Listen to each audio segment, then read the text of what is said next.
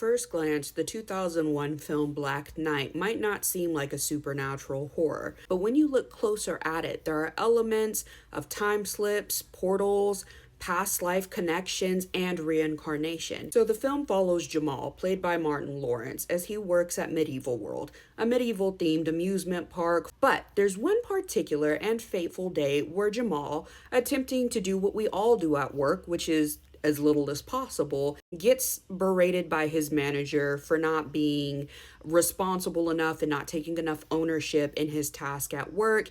He has a belief in him that he could actually be doing better than he currently is. Later that day, Jamal is tasked to clean the moat that surrounds Medieval World, and as bodies of water typically do, this moat collects any number of debris. As Jamal is cleaning the moat, he's standing on a bridge and peering down into it where he sees something that captures his attention. And as he looks closer at it, it becomes more and more captivating. And it's then the unthinkable happens. Jamal is either pushed or falls in, I cannot remember. This is where things stop being normal. And this is because once Jamal resurfaces from underneath the water, he realizes, with obvious disbelief, that although he is in a medieval world, it's not the medieval world that he's used to. Because instead of it being an amusement park with all the trappings of medieval England, he actually is in medieval England. Obviously, as a man from 2001, this presents some problems, not only in his form of dress, but his awareness of custom, the environment itself, and even worse, not only did he wake up in a place years away from home, quite literally, but in the middle of a royal scandal that is rocking and tearing apart the nation. And this presents its own very unique set of problems. But fortunately for Jamal, as he continues through his journey of figuring out what the heck is going on around him and exactly how he's going to get back home,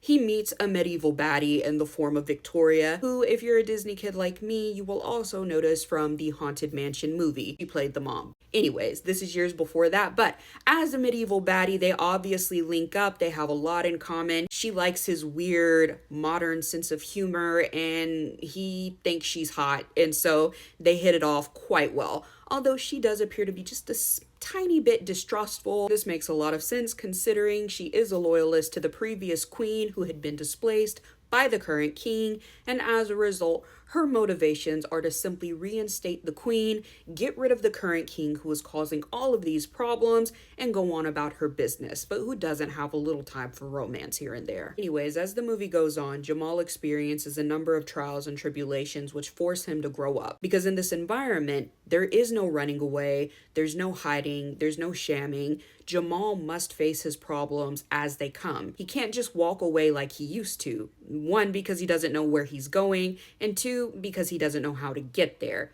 Quite literally, he has to travel across time and space. In addition to this, people are looking up to him now. They're counting on him to restore their queen to her rightful place on the throne and to not leave them high and dry in a world that's constantly closing in on them. So while he would have ran away in the past, it's a little harder to do in the current state, but as the movie continues, he does gain that self-assurance and the ability to lead people through what is literally a life or death situation successfully. And because this is a feel-good movie, the hero always gets his girl. But as he's settling into the idea of being stuck in medieval England, he is waken up by a chest compressor. The EMTs have finally arrived on the scene back in his real world, and they successfully bring him back to life, but not without the memory of what happened.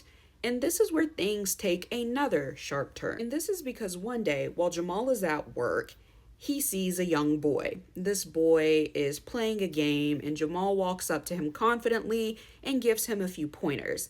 The boy successfully completes whatever task he's doing.